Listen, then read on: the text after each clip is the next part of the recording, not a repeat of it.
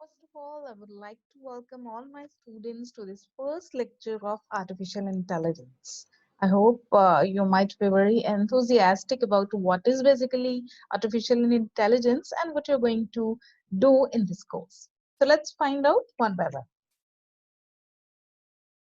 So this course, basically AI stands for artificial intelligence, and now you realize that in everyday routine, we're using so many things which are actually based on artificial intelligence. You're very much aware of the fact that what is intelligence, but what is actually artificial intelligence that we need to explore, and we'll do that shortly.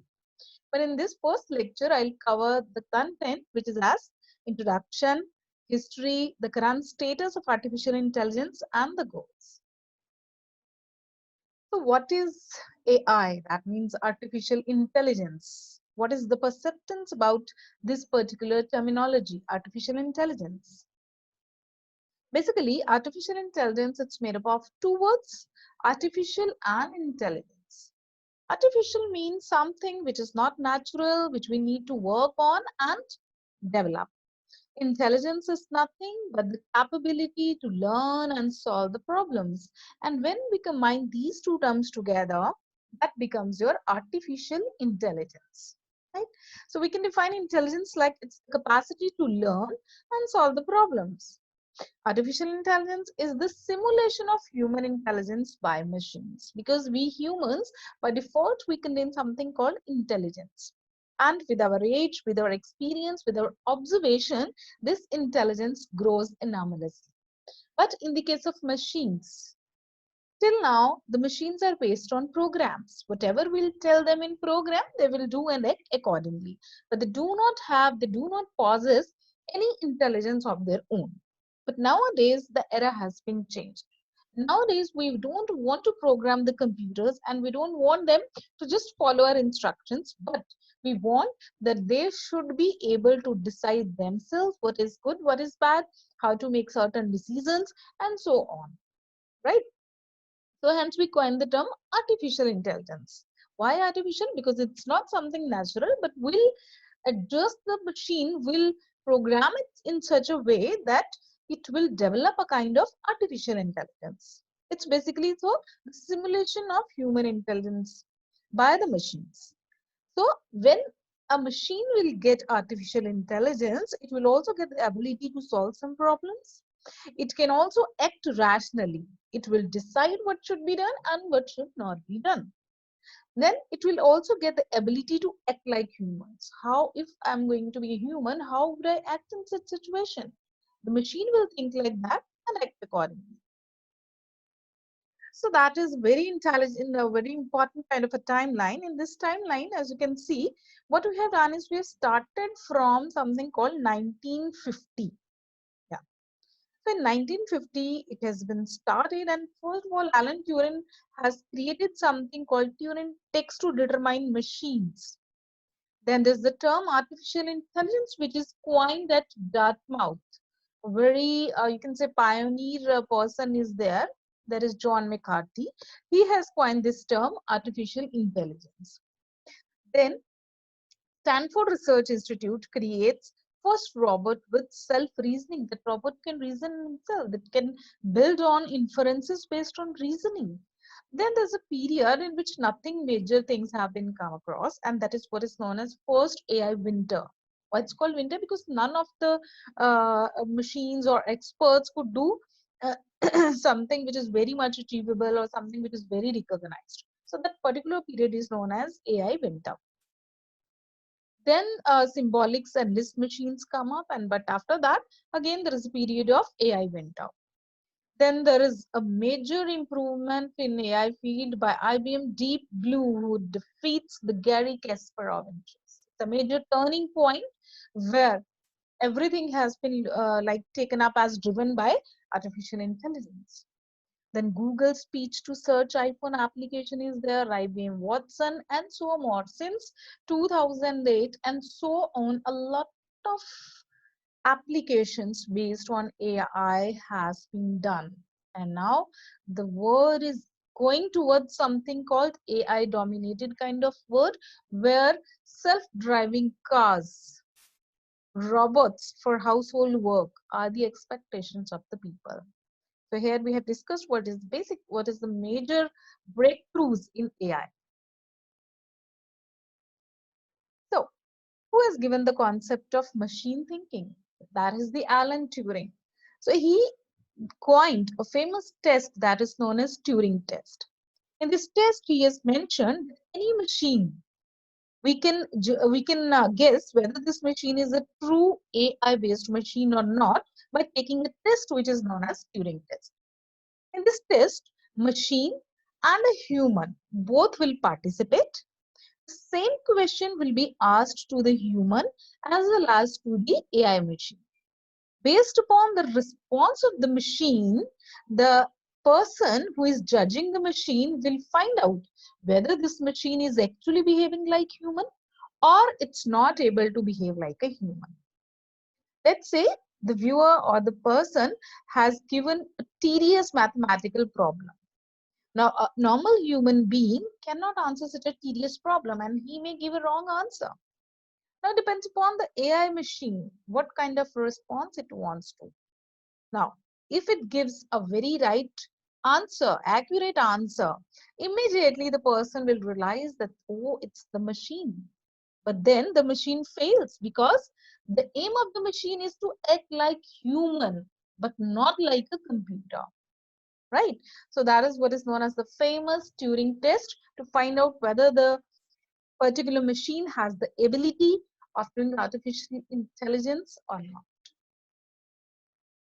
So here comes the man, John McCarthy.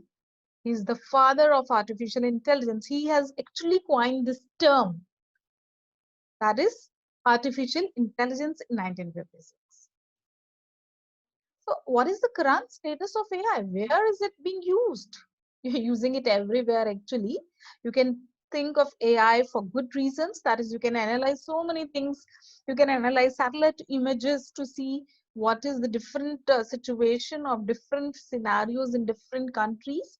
You can use it for aviation. You can use it for education in the companies. Even the robots can be used to teach the subjects to the students.